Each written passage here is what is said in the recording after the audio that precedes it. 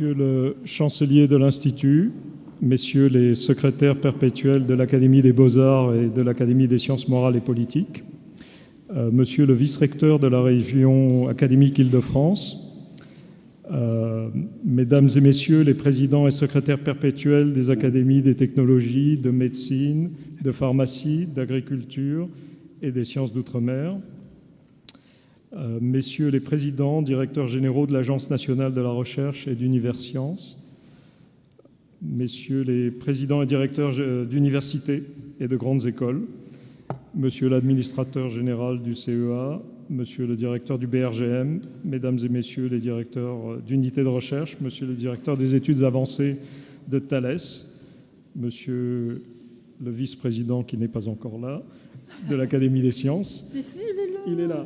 Je ne l'ai pas vu. Bonjour. Mesdames les secrétaires perpétuels de l'Académie des sciences, chers consoeurs, chers confrères, chers collègues, chers amis, mesdames et messieurs.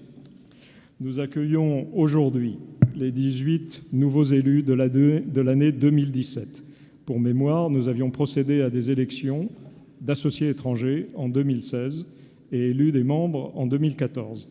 Cette périodicité permet de conduire une véritable politique de recrutement selon les principes initiés au début de cette décennie par Jean-François Bach, secrétaire perpétuel honoraire, et Jean Salençon, ancien président. La moitié des nouveaux membres est élue avec une condition d'âge sur des postes réservés à des candidats âgés de moins de 55 ans. C'est donc un rajeunissement de l'Académie qui s'opère par l'élection d'académiciens actifs dans leur laboratoire, mais n'en déduisez surtout pas que les académiciens seniors seraient moins actifs. Ce sont aussi des spécialistes de vastes domaines de recherche qui nous rejoignent, comme on va le voir dans la suite de cette séance. Par leur expertise et leurs compétences, les nouveaux membres viennent enrichir notre Académie à un moment où nous sommes plus que jamais engagés dans nos multiples missions, celle d'encourager la vie scientifique, de transmettre les connaissances, de promouvoir l'éducation aux sciences, de jouer un rôle de conseil et d'expertise, de favoriser les relations internationales. L'Académie compte désormais 273 membres, 76 correspondants et 124 associés étrangers. Ces chiffres paraissent importants dans l'absolu, mais ils ne le sont pas en comparaison avec les autres académies. Ainsi, la National Academy of Science compte environ 2300 membres et 470 membres étrangers.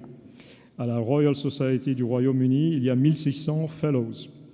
D'une certaine façon, c'est un atout, car nous pouvons nous connaître et nos comités secrets, c'est-à-dire nos assemblées générales, ne ressemblent pas aux grands congrès où il faut porter des badges pour identifier ceux qui nous entourent. L'Académie garde ainsi un caractère convivial très spécial. Ce faible nombre relatif est aussi une difficulté lorsqu'il s'agit de répondre aux multiples attentes de la société et d'engager des réflexions et des actions sur une multitude de sujets critiques. Devant l'envergure de la tâche, les nouveaux élus comprendront ce qui les attend et l'importance de leur concours et de leur participation. Nous comptons beaucoup sur eux et je les remercie sincèrement pour le temps qu'ils ont déjà consacré et qu'ils pourront généreusement allouer à l'Académie. Cela nous amène à nous interroger sur le rôle de l'Académie des sciences et plus généralement sur le rôle de la science dans la société.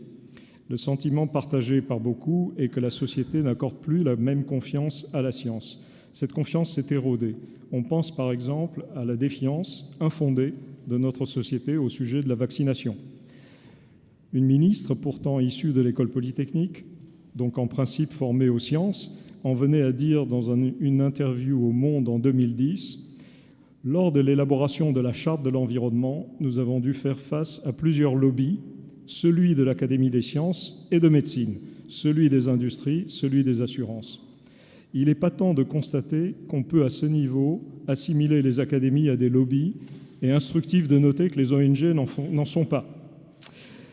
Le défi pour les scientifiques est de faire entendre leur voix, qui est celle de la réflexion, de la raison, du réalisme et de la rigueur, dans un épais bruit de fond, d'opinion et de conviction, de prêt-à-penser et de solutions sur étagère.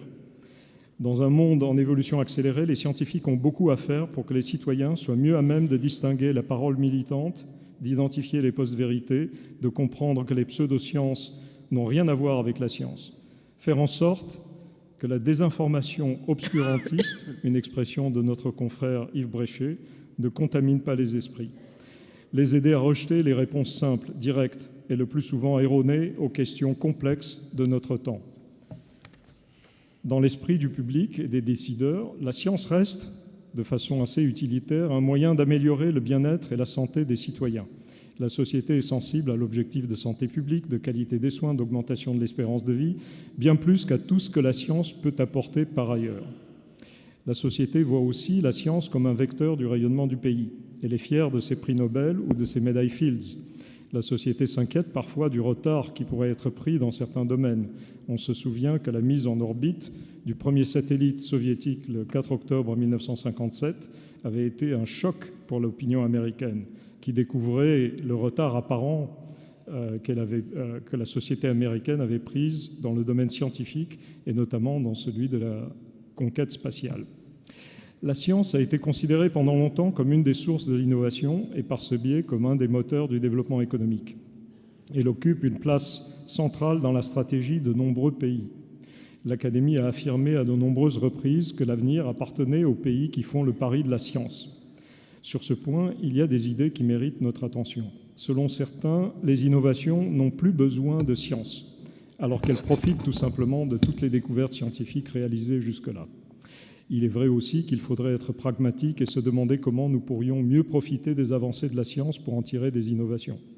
Dans ce domaine, beaucoup reste à faire et au-delà de l'effort des scientifiques, cela demande que la société s'organise pour favoriser l'initiative, la prise de risque et l'esprit d'entreprise.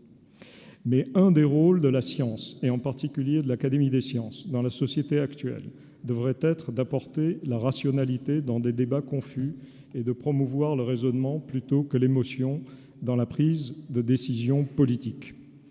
D'abord, poser les bonnes questions avant de chercher les réponses. Je préfère les questions qui n'ont pas de réponse aux réponses qu'on ne peut remettre en question, disait Richard Feynman, célèbre prix Nobel de physique. J'y souscris totalement. Ensuite, informer les décisions, et notamment celles dans lesquelles la science est impliquée. Faire en sorte que l'analyse s'appuie sur l'expertise et une compréhension intégrée des faits, des preuves et des données. Enfin, réfuter les modes de pensée dogmatiques, qui sont des obstacles majeurs au changement. Les vérités indiscutables et les idées fixes sont désormais largement propagées, notamment sur Internet et les réseaux sociaux. Notre rôle est de promouvoir l'analyse critique, le penser par soi-même, le refus des certitudes et des solutions toutes faites. Je fais mienne une phrase de François Jacob, tirée de son livre « La statue intérieure », que je vous recommande.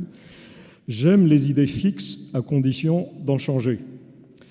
Et une autre de notre confrère Yves Quéré, « Raisonner, c'est penser droit plutôt que de travers ».